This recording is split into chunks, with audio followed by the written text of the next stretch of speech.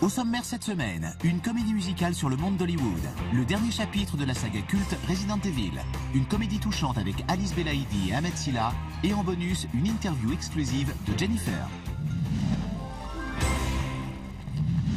Après Whiplash, le réalisateur Damien Chazelle propose La La Land, une comédie musicale où le duo Emma Stone et Ryan Gosling se reforment pour la 3e fois à l'écran.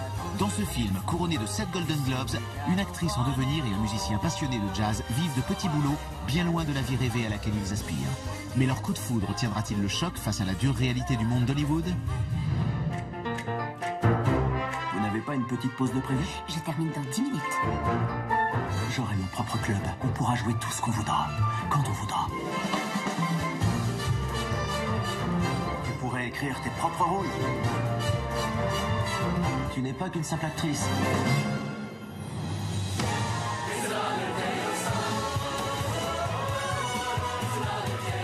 Ton rêve, c'est pas celui-là, Sam. Je suis peut-être pas assez bonne. Bien sûr que si. Quand tu auras ce rôle, il faudra que tu y mettes toutes tes tripes.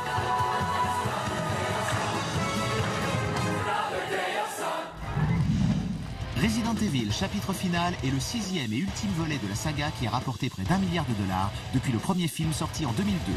Mila Jovovich, alias Alice, est la seule survivante de la bataille de Washington contre les zombies. Elle doit retourner à Raccoon City car c'est là qu'Umbrella Corporation a regroupé ses forces pour mener l'assaut final contre les survivants de l'apocalypse. Nous avons joué un long jeu, toi et moi. Mais maintenant, c'est terminé. Il a une armée de morts-vivants avec lui. Qu'est-ce qu'on va faire? On va les tuer jusqu'au dernier. J'aurais dû te tuer à Washington. Ouais, grosse erreur.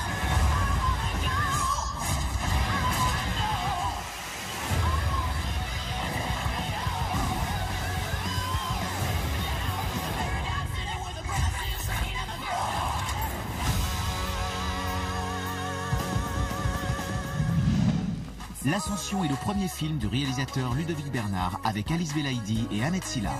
Tiré d'une histoire vraie, L'Ascension raconte le pari fou de Samy qui, par amour pour Nadia, quitte sa cité HLM et part gravir les mythiques 8848 mètres qui font de l'Everest le toit du monde.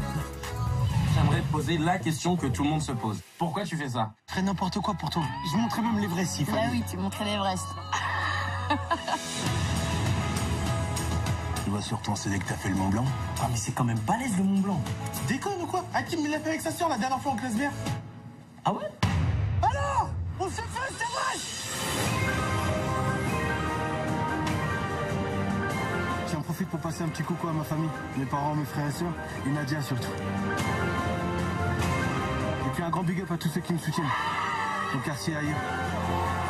Emmène-moi là-haut, je t'en supplie. Également à l'affiche ce mercredi 25 janvier, Les Confessions, un thriller franco-italien dans lequel les puissants de ce monde manœuvrent dans l'ombre suite à la mort du directeur du FMI, avec la participation de Lambert Wilson et Daniel Auteuil. Tempête de sable, un drame israélien sur une famille d'un petit village bédouin à la frontière de la Jordanie où une femme est prête à bouleverser les traditions ancestrales pour le bien de sa fille. The Boyfriend, une comédie avec James Franco et Bryan Cranston où un père fait la connaissance du nouveau petit ami de sa fille, un jeune milliardaire qu'il va détester immédiatement. Lumière, l'aventure commence.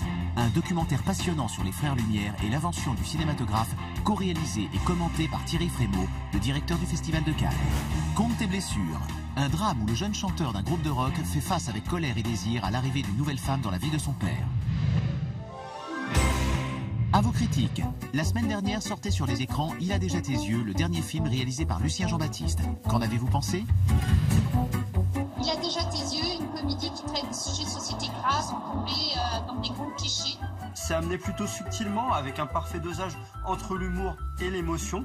Comédie pétillante, à la fois drôle et tendre. Des acteurs au top et une mention spéciale pour Vincent Elbaz. Un film avec plein de couleurs à voir en famille, absolument.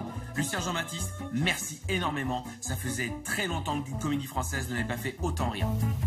Envoyez-nous vos avis en vidéo sur le site de France 2, rubrique Mardi Cinéma ou sur les réseaux sociaux.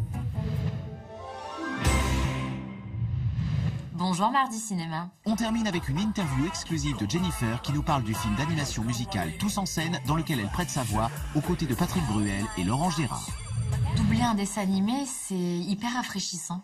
Chaque habitant de cette ville a une chance de devenir une star grâce à notre concours de chant. Moi aussi, j'ai participé à un concours de chant il y a 15 ans. Ça m'a servi de tremplin. Je me suis retrouvée un petit peu quelque part à mes débuts. À mon avis, on a plus de chances de gagner le prix si c'est moi qui chante et que la chorégraphie repose sur toi. Ah, tu rigoles ou quoi? Vous avez les phrases qui défilent sous le dessin animé. Il faut rester concentré, il faut pas oublier la gestuelle aussi pour l'énergie que demande le personnage. Oui, je suis là. Et après, j'ai retrouvé les autres. On a échangé comme ça sur quelques répliques et c'était très marrant. Vous voulez qu'on chante ensemble tous les deux? Ah, tous les deux, toi et moi. Ah ouais, baby, on va mettre le piment là, non? Retrouvez tous en scène dès demain en salle. Mardi Cinéma l'hebdo, c'est fini. Rendez-vous la semaine prochaine pour de nouvelles sorties. En attendant, retrouvez-nous sur France2.fr, rubrique Mardi Cinéma et sur les réseaux sociaux.